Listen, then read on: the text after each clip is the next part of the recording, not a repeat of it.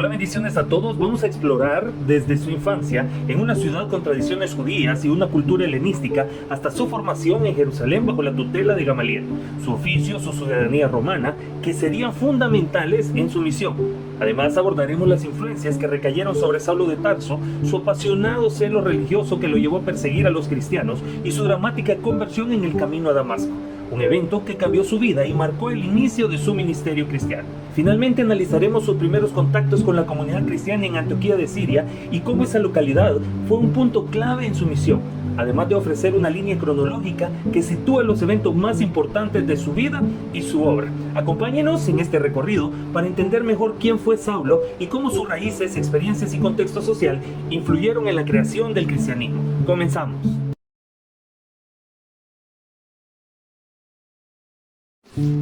Saulo nació en Tarso, una ciudad próspera y culta en Cilicia, en torno al año 5 al 10 después de Cristo. Desde niño recibió una educación de alto nivel en una ciudad conocida por sus escuelas y su cultura helenística.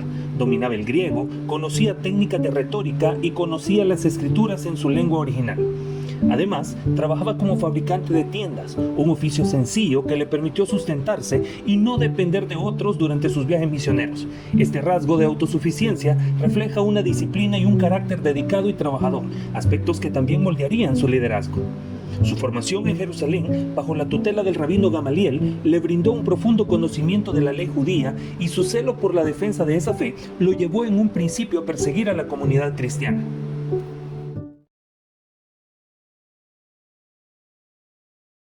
Su educación en Tarso, su oficio y su formación en Jerusalén le proporcionaron herramientas intelectuales, disciplina y un profundo conocimiento de la ley y las escrituras que serían esenciales en su labor misionera y en su capacidad de comunicar y defender el mensaje.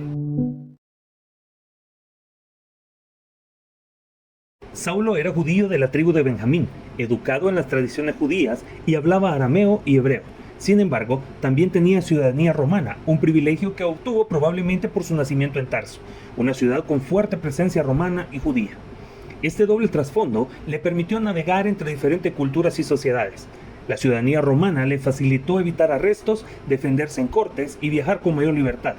En sus epístolas podemos detectar su formación judía en el uso de conceptos y referencias del Antiguo Testamento, así como su visión del cumplimiento de la ley.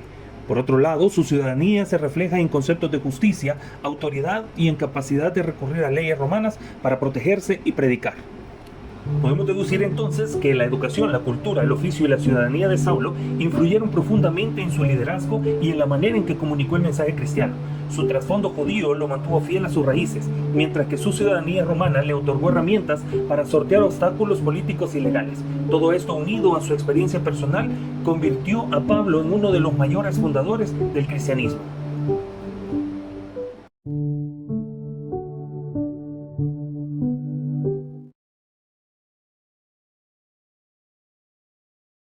En la vida de Saulo hubo corrientes religiosas y culturales que marcaron su pensamiento y se hacen evidentes en su misión. Saulo de Tarso es uno de los personajes más influyentes en la historia del cristianismo. Fue profundamente marcado por diversas corrientes religiosas y culturales de su tiempo. Saulo nació en Tarso, una ciudad conocida por su cultura culta y su privilegiada educación en centros prestigiosos, que combinaban influencias judías y griegas. Desde pequeño, su formación en Jerusalén le permitió familiarizarse con el judaísmo ortodoxo, así como con las tendencias helenísticas que estaban presentes en la diáspora. En el entorno de Pablo convivían varias corrientes: el judaísmo bíblico, centrado en la Torá y los rituales del templo; el judaísmo helenista, que adoptaban algunos aspectos de la cultura griega, como las ideas filosóficas de Filón y la influencia del pensamiento platónico. Además estaba la cultura grecorromana, con su auge en filosofía, leyes y organizaciones sociales. Estas influencias no solo aportaron conocimiento, sino también exigieron de Saulo una rápida adaptación para entender y relacionarse con diferentes poblaciones. Saulo utilizó su conocimiento del judaísmo para conectar con las comunidades judías, interpretando las escrituras y tradiciones en función del Mesías.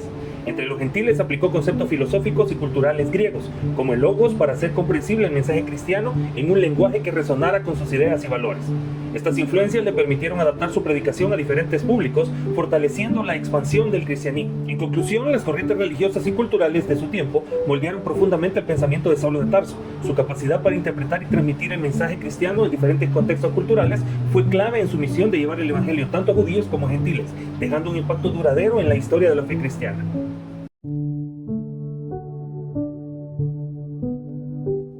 La historia de la iglesia no puede entenderse sin la vida de Pablo de Tarso, un hombre que pasó de ser enemigo acérrimo a convertirse en el mayor difusor del cristianismo.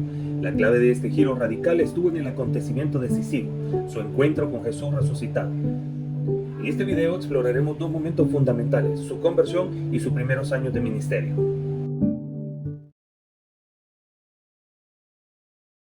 Saulo era un fariseo celoso, estaba convencido de que los seguidores de Jesús eran una amenaza para la fe de Israel.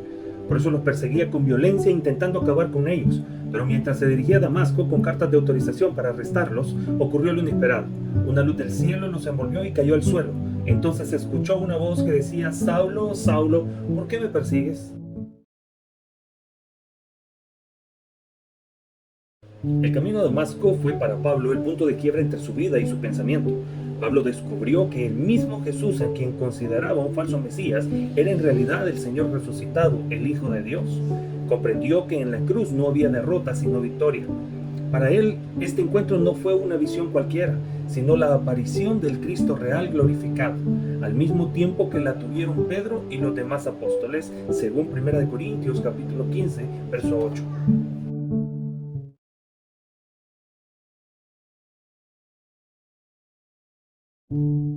Después de su conversión, Pablo no se convirtió en un apóstol famoso de inmediato. Pasó un tiempo en Arabia y luego en Damasco, en su proceso de formación y confrontación. Predicaba a Cristo con valentía, pero también enfrentó oposición y amenazas de muerte. Tuvo que huir de la ciudad escondido en una canasta, descolgado por una muralla. De acuerdo con Gálatas 1 y 2 y Hechos 9, sus primeros años fueron de preparación, oración, reflexión y predicación. En Jerusalén se reunió con Pedro y Santiago, pero no se quedó mucho tiempo. Fue enviado a Tarso, donde permaneció casi una década en anonimato. Más tarde, Bernabé lo buscó para trabajar juntos en Antioquía. Allí comenzó a tomar forma su gran misión entre los gentiles.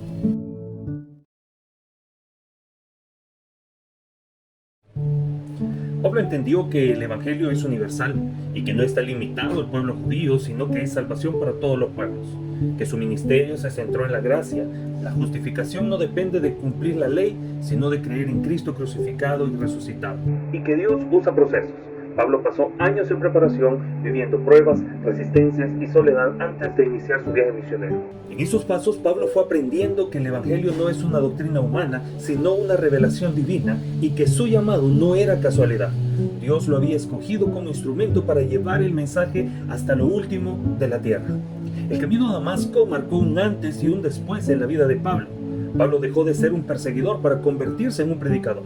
Sus primeros años de formación nos enseñan que la fe en Cristo transforma radicalmente, que la salvación es para todos y que Dios prepara con paciencia a sus instrumentos antes de enviarlos a su misión.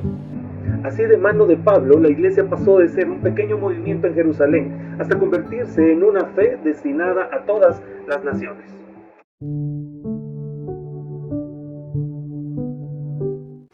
En los primeros siglos de nuestra era, el cristianismo surgió en medio de un mundo plural, lleno de religiones, filosofías y cultos. Lo que inició como un pequeño movimiento dentro del judaísmo, pronto se expandió más allá de la frontera de Israel.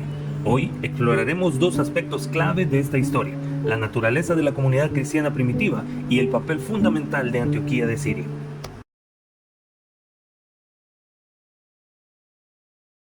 Las primeras comunidades cristianas no se reunían en grandes templos, sino en casas particulares. Eran grupos pequeños de unas 30 personas, lo que permitía relaciones cercanas y fraternales. Estas comunidades funcionaban como familias extendidas, compartiendo la fe, el pan y la vida misma. A diferencia de otros cultos de misterio del mundo helenista, la fe cristiana se distinguía por su carácter abierto, por su fuerte sentido comunitario y por la inclusión de todos. Esto marcó un sello único: la comunidad como un espacio de acogida e igualdad.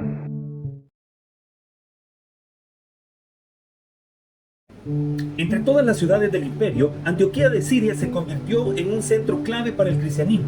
Fundada por Seleuco Nicator y más tarde convertida en capital romana, Antioquía era cosmopolita, con unos 500.000 habitantes, incluyendo una gran comunidad judía y gentil. Tras la persecución en Jerusalén, muchos cristianos huyeron hacia Antioquía. Allí por primera vez se predicó también a los griegos, es decir, a los gentiles. Y fue en esa ciudad donde los discípulos recibieron por primera vez el nombre de cristianos.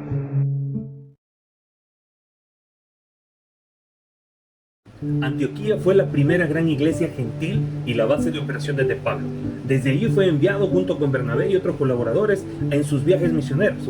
A su regreso, siempre volvía a Antioquía para dar informes. En esta ciudad también se discutieron los primeros dilemas sobre la circuncisión y la inclusión de los gentiles, lo que más tarde se presentó en el Concilio de Jerusalén. En pocas palabras, Antioquía fue la plataforma de lanzamiento del cristianismo hacia el mundo no judío.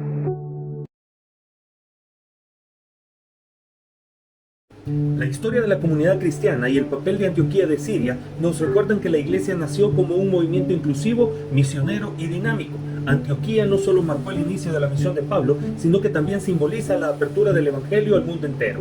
La comunidad cristiana primitiva nos enseña que el evangelio rompe barreras culturales y religiosas. Desde el inicio, la fe cristiana abrió puertas a los gentiles, mostrando que la salvación no estaba limitada a un grupo étnico o a una tradición, sino que era un don universal. La comunidad se convirtió en un signo vivo de igualdad y fraternidad en Cristo.